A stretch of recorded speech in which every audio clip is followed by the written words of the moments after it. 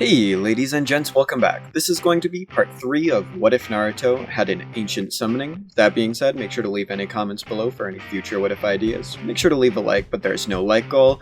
And with that being said, let's just jump right into the what if itself.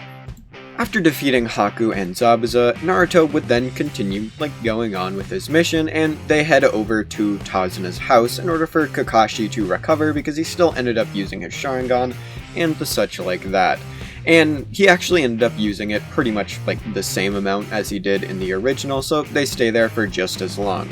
Now, Naruto wouldn't be learning things like water or tree walking here because he already learned how to do it, and therefore would more than likely just be training with his ancient beast instead, doing some mental training, basically just talking to him inside of his mindscape. So as Naruto would enter his mindscape, he realizes something that he's been pondering for years now at this point, but not really wanted to say anything just because it felt a little bit awkward to him.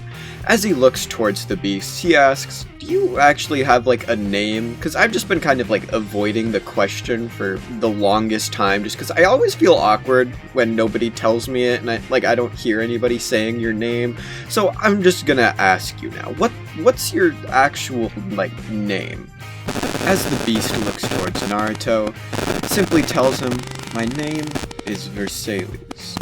"Versailles, eh?" Naruto says.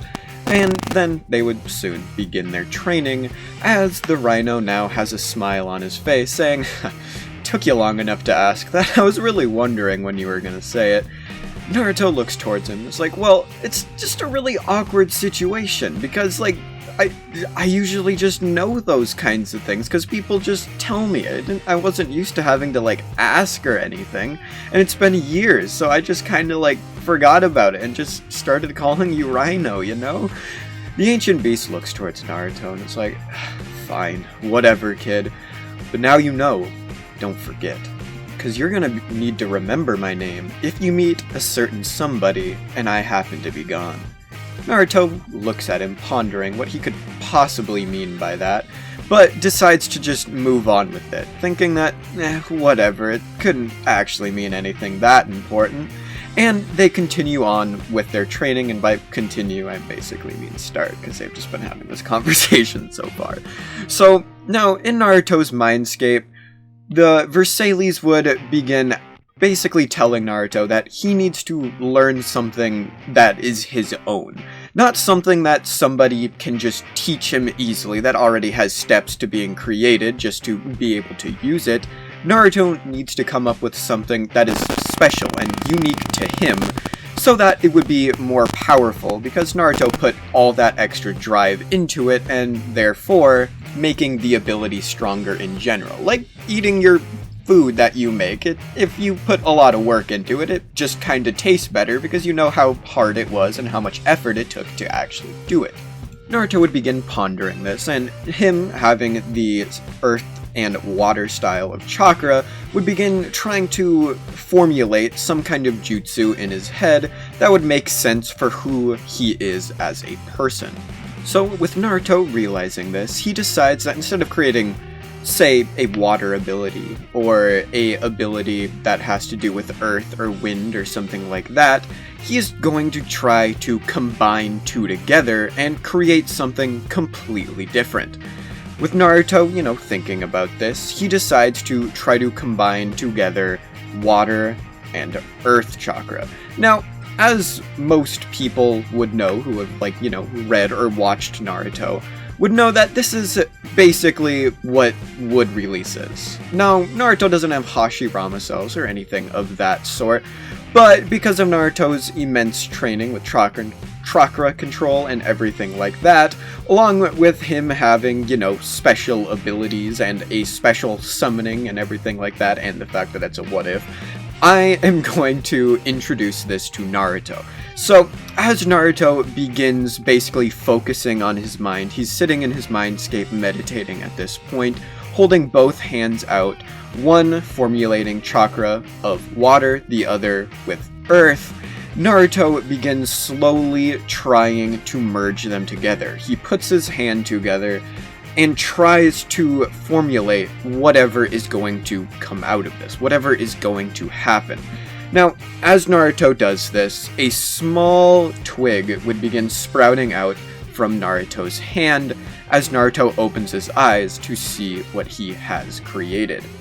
Now, the ancient beast, also known as Versailles, would look at this and realize, because remember, he's been alive for hundreds of, maybe even thousands of years at this point, that this is exactly what the first Hokage's jutsu was, but doesn't really want to put Naruto down a peg or anything like that, so decides to not say anything about it, and basically compliments Naruto on the creation of his new jutsu, even though it is still in a very early development stage. As the days in Naruto's mindscape would go by, he continues training with this, slowly going from being able to produce a small twig to being able to produce something as large as an entire tree in just the matters of a few days because of, stuff like shadow clone training that he is actually able to do at this point, along with the fact that he has a great training partner in the fact that he has Versailles to actually help Naruto train with this, who has actually seen and witnessed Hashirama using this said jutsu, and therefore would be able to give Naruto tips on exactly what he was doing, but doing it very vaguely, as a way to basically make it so that Naruto doesn't think that this has actually been done before.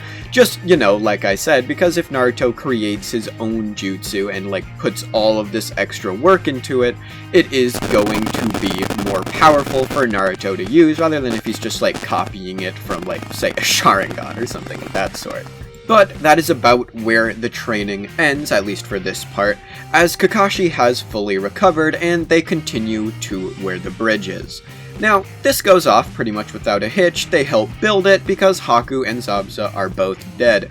When Gato arrives, he is easily defeated by the ninja and taken back to the village once the actual bridge is, completed and everything like that. It is still named the Great Naruto Bridge because Naruto is the one who defeated pretty much everybody who they came across, and they return back to the Leaf Village. And so everybody leaves and is thinking about what they want to do with their day. Naruto is already on his walk back to his house because he doesn't really have any friends or anything like that, and thinks he's probably just going to be talking to Versailles and maybe training a little bit, and he'll just go talk to Kakashi the next day and pretend like he does have friends and he was actually doing stuff. But as Naruto is walking back to his house, he's actually confronted by someone. This someone is going to be Hinata, Naruto says as he sees the young girl standing outside of his house, seemingly waiting for him. He doesn't really know why she's there, but that is quickly subsided as she walks towards Naruto and asks him if he wants to go out for lunch. Now, Hinata's not as shy in this what if, just because I wanted to start something off. Come on, there's got to be a little bit of a ship going here. And Naruto actually accepts this, saying, yeah, sure. Naruto has been thinking, the entire walk home at this point. He's like, why am I so lonely? Because, come on, we all know Naruto would be depressed at this point. He just spent, the first 12 years of his life, by himself with, one person that he talks to in his head and nobody else can really talk to. So Naruto would be a little bit sad and lonely, so he decides that, yeah, sure, I'll go to lunch with you, Hinata, and they go off to Ichiraku's ramen shop. Now, when they arrive there, Ichiraku, the owner of the ramen shop and the main man himself, stronger than even the Hokage and everybody like that, because obviously speaking, he would be. And he looks at Naruto and is like, oh, bringing a girl for the first time, I see. And Naruto and Hinata both blush quite a bit from this, and they look at each other a little bit, see that both of them are both red as tomatoes, and try not to, do anything too weird. They sit down and they both get their bowls of ramen and quickly keep asking for more and more and more. They both realize that each of them can eat much more ramen than that the other person thought, both of them having a massive stack of bowls, which Hinata has actually eaten more than Naruto at this point, which absolutely shocks him, but Hinata's pretty surprised too. Naruto's probably about on his 6th, 7th bowl at this moment. and they decide that this is going to be their moment of bonding. And Naruto asks Hinata if he wants, or she wants to actually come back to his house where he has the special ramen. Now, this isn't like, sexually implied or anything, obviously speaking. It's literally just better ramen. So Hinata accepts this, and they head back to Naruto's house, where Naruto opens his fridge, revealing that there's pretty much nothing in it, except for like a single package of ramen that's basically sitting up at the top, because this Naruto's first mission he just got back on, basically, so he's kinda broke at this point. Hinata sees it and asks Naruto if they should really be eating it, if that's pretty much all Naruto has to eat. Naruto looks at Hinata and says that he has had this bowl of ramen sitting in there for weeks at this point, and he just didn't really want to eat it by himself because he spent pretty much everything he had on it. This was like the most expensive bowl of ramen like in the entire village because of just how good it was supposed to be. Naruto was saving it for a special moment, and he looks at Hinata, blushing a little bit, and is like, I think that special moment is now. Hinata would blush massively to this and actually get to the point where she would completely faint, but eventually she does wake up. She wakes up on a bed, and she actually wakes up to the scent of ramen. She gets up and sees Naruto across the room, over by his stove, trying to cook the ramen by himself. She quickly gets up, smelling that it's actually gonna be burnt in just a few seconds, and quickly turns off the stove and drains out all of, like, the water and everything like that from the ramen, helping Naruto out a little bit because he doesn't really know how to cook or anything like that. Hinata would continue finishing the dish, and they would then sit down and begin eating it, where both of them enjoy it massively, just because of just how good it is, obviously speaking. Now, eventually, Naruto and Hinata would obviously, part ways later on that night. They do spend quite a bit of time together, they don't do anything or anything like that, but as Hinata is leaving, Naruto ends up hugging her and saying, thanks for tonight, it was a lot of fun, and maybe we can do it again sometime. Hinata blushes a little bit and says, yeah, that'd be great, Naruto. As she then leaves, pretty much bowing to Naruto because she doesn't really know what to do, and she's really awkward like that. Naruto laughs a little bit to himself before going to bed and meeting Kakashi the next morning, where he explains to them what the Chunin exams is and asks them if they all want to participate in it or not. And everybody obviously would say yes to this, and that would mean that the Chunin exams is going to begin.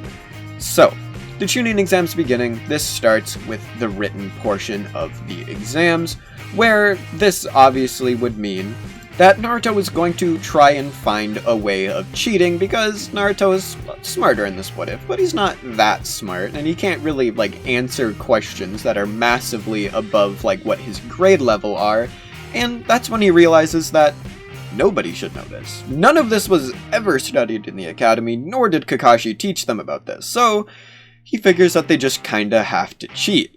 So Naruto, realizing this, would begin pondering or thinking about a way to actually cheat on this test, and actually figures out a way to do so. Naruto, following one of the students into the bathroom, quickly knocks him out. He leaves a little bit of the, or not a little bit, but he leaves the rhino there and tells him to heal this person that he basically knocked out and wake them up in about 5 minutes. Naruto then uses the transformation jutsu and goes back into the room, copies down all of the answers from the test before once again going back to the bathroom, because that totally wouldn't look sus or anything like that, transforming back into himself and going back to his seat. He then writes down all of the answers that he got and turns in his paper, which shortly after the student that Naruto knocked out returns back to the classroom really confused because he just seemed to fall asleep for a few minutes but didn't see what happened or know what actually, occurred or anything like that. So this means that Naruto, along with the rest of his team, would pass the Chunin exams that's a little bit early for that. It would pass the written portion of the Chunin exams, and this would begin the next part, which is the Forest of Death, as Anko bursts through the window, a little bit early, and nobody really knows why she didn't just use the door, but they don't really question it too much, and they follow her to the location of the Forest of Death. However, that's going to be for part 4. So, I'll see you guys then. Peace out, and thanks for watching this far through, and if you did, please make sure to subscribe, leave a like, just because, come on, you watched this far in, and you might as well at this point. But, see you guys later.